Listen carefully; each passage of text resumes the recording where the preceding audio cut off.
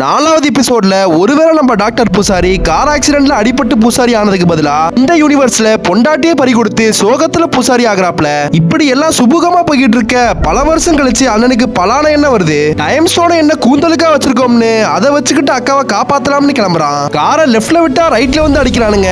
ரூட்டை மாத்திரா மணல் லாரியை விட்டு ஏத்துறானுங்க. சரி அக்காவையாச்சும் அம்போன்னு விட்டுட்டு போலாம்னு பார்த்தா பில்டிங் வெடிச்சு செத்து போயிடுறா. இப்படி பலாயிரம் ரூட் யோசிச்சாலும் பாசிட்டிவ் ரிசல்ட் இல்லைன்னு அண்ணன் ஃபீல் பண்ணிக்கிட்டு இருக்க மொட்டை அக்கா என்ட்ரி கொடுத்து அப்சல்யூட் பாயிண்ட் நீயே மாத்தலாமாடா தற்கொலைன்னு கேக்குறா. ஓடி பொசக்கிட்டவளே என் பொண்டாட்டியை நான் தான் காப்பாத்துவேன்னு மொட்டை அக்கா கிட்ட இருந்து தப்பிச்சு ரகசிய லைப்ரரிக்கு போயிடுறான். மொத்த யூனிவர்ஸ்ல இருக்க மொரட்டு மான்ஸ்டர்ஸோட பவரை ஃபுல்லா உறிஞ்சி கிறிஸ்டின் அக்காவை காப்பாத்துறதுக்கு களை இறங்குறாப்ல. அக்காவை அசால்ட்டா நினைச்சிடாதீங்க. புலி மந்திரக்கல் மாதிரி பவரை வச்சு அண்ணன் எஸ்கேப் ஆகும்போதே நல்லது கெட்டதுன்னு ரெண்டு ஸ்டேஞ்சா பிரிச்சு விட்டுருப்பா. அவனுங்க ரெண்டு பேரும் அடிச்சுக்கிறானுங்க. ஆனா கேடு கட்ட ஸ்டேஞ்சு ஊடு கட்டி அடிச்சதுல நல்லவனுக்கு நாக்கு தள்ளிடுது. அவனையும் உறிஞ்சுட்டு அக்காவை அசால்ட்டா கார்ல இருந்து வெளியெடுத்து காப்பாத்துறான். ஆனா பூசாரிக்கு தெரியாது பயமுள்ள அப்சல்யூட் பாயிண்ட் பிரேக் பண்ணா மொத்த யூனிவர்ஸும் ஸ்வாகாதான். ஆச்சர் கிட்ட கூட கால்ல விழுந்து காப்பாத்துங்கன்னு கதறி கேட்டு பாப்பான். ஆனா கடைசியில அக்காவும் மண்டைய போட்டு பைத்தியக்கார மொத்த யூனிவர்ஸையும் முடிச்சு விட்டுறான்.